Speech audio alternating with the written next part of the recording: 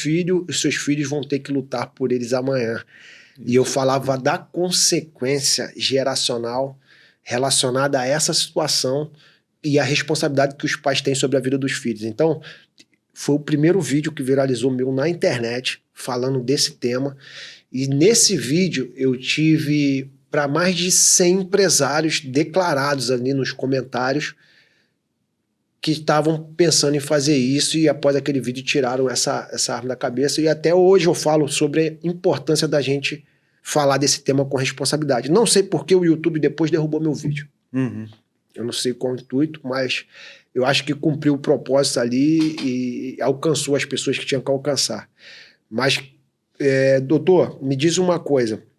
Eu quero a gente falar de filhos agora, e eu quero entrar num tema muito importante que eu acho que está gerando também essa grande repercussão, e a mídia não tem divulgado isso. O excesso de tela na vida das nossas crianças hoje, do adolescente, né? Já existem estudos que mostram que o número de suicídio, depressão e doenças psicossomáticas ali aumentaram absurdamente por causa desse excesso de tela. Como lidar com isso hoje? Como que o pai e a mãe podem identificar os sinais ali num filho que já está caminhando para esse lado devido ao excesso de tela, ao excesso de celular, o garoto internado? Dá uma dica aí para os nossos, então, para nossa audiência. Talvez a gente tem que entender que a gente está tendo mudança de gerações, né? Sim. Hoje, talvez a alfabetização, ou todo o desenvolvimento, ele passa pelas mídias. Hoje é o grande meio de comunicação, é a internet hoje. Antigamente a gente tinha o rádio, depois a TV, e hoje tinha a internet. Então faz parte de um processo, mas primeiro eu acho que é uma grande parceria, né? Tanto da família, e aí envolve também o ambiente escolar neste processo, para adquirir conhecimento sobre tudo que está envolvido nisso. Tem que sempre fiscalizar e saber o que as crianças estão fazendo ali na internet. Porque é muito fácil, às vezes. Os pais normalmente trabalham, as crianças estão na escola ou com alguém da família auxiliando, e você chega em casa, às vezes alguns preferem que os filhos fiquem no celular para você ter uma atenção ali para o cônjuge e tal, só que você não está vendo que conteúdo que está sendo visto, que está sendo estimulado. Então é sempre supervisionar, ter uma linguagem clara e ter uma boa relação com o filho e com os familiares. Saber o que está sendo pesquisado, o que está sendo visto. Estabelecer regras claras. Qual o tempo em que a pessoa pode ficar ali e, novamente, o que pode ser visto. Existem alguns comportamentos, algumas terminologias até que estão sendo descritas relacionadas a isso. Um deles é chamado de nomofobia. Não sei se você ouviu falar. Não. A nomofobia é o medo de ficar longe da internet. Então, imagine que você sai de casa para vir aqui para o teu trabalho e você, depois de 10 minutos que saiu com o seu carro, você esqueceu o teu celular. Fala, caraca, o que você faz? Fica louco. Hoje a galera tá ficando louca. Será que alguém vai me mandar uma mensagem? Será que não vamos... Eu sou um cara que paro tudo e volta. Normalmente as pessoas voltam, né? E tendem a pegar o celular, que isso se deixa mais tranquilo. Caso não consiga voltar, às vezes algumas pessoas, esse sentimento é tão intenso que pode desencadear alterações comportamentais, ataques do pânico e tudo. Imagine que isso aconteça com a gente, quanto adultos, que têm um entendimento melhor. Se, no gerenciamento com os teus filhos, naquele momento em que foi acordado, você vai ficar tantas horas só com acesso à tela. Se você tirou e aquela criança tem uma alteração comportamental muito intensa, muito desproporcional, eu já estou vendo que ali tem algo que está passando do excesso. É como se...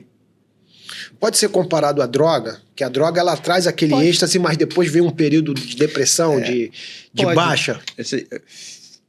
Tentar explicar fisiologicamente de uma forma mais didática, sem entrar em tantos detalhes técnicos.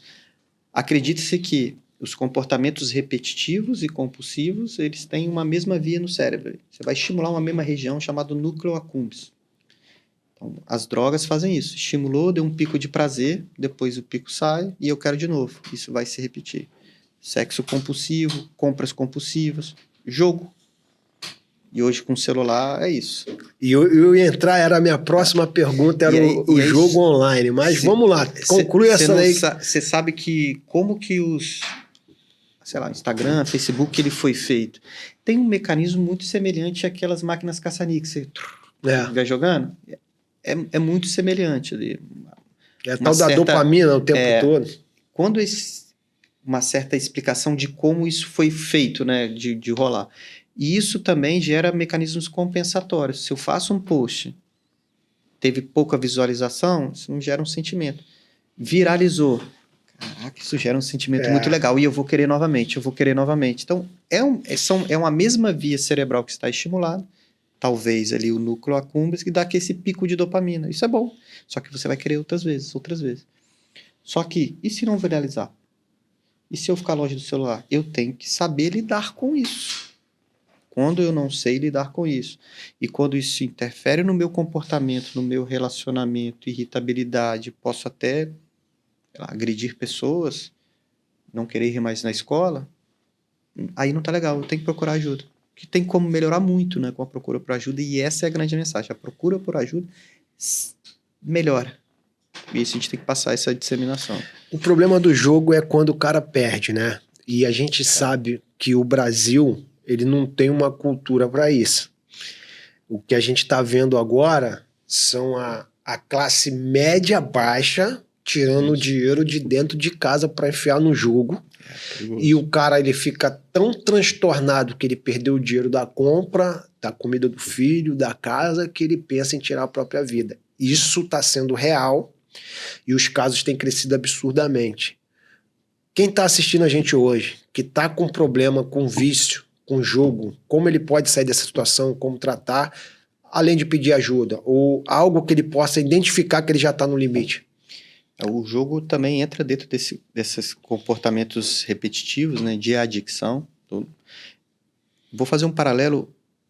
De certa forma, sempre existiu pessoas que tinham um comportamento relacionado a jogo. Só que antigamente não tinha internet. Mas a gente tinha pessoas relacionadas ao jogo do bicho.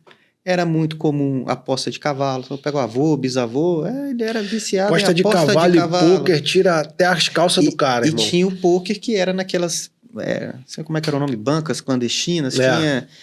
Então, você tinha, e tinha os bingos. O bingo era legalizado antigamente, tinha um pôquer. E tinha também o bingo. Então, isso sempre aconteceu de certa forma. Só que agora, com o acesso e com mudanças de legislação, principalmente com as apostas esportivas, e o Brasil é um país que cultua o esporte, principalmente o futebol, você tem acesso fácil às apostas e a crédito também. Tem alguns aplicativos, você ganhou R$10, aposte, R$50, aposte em dobro.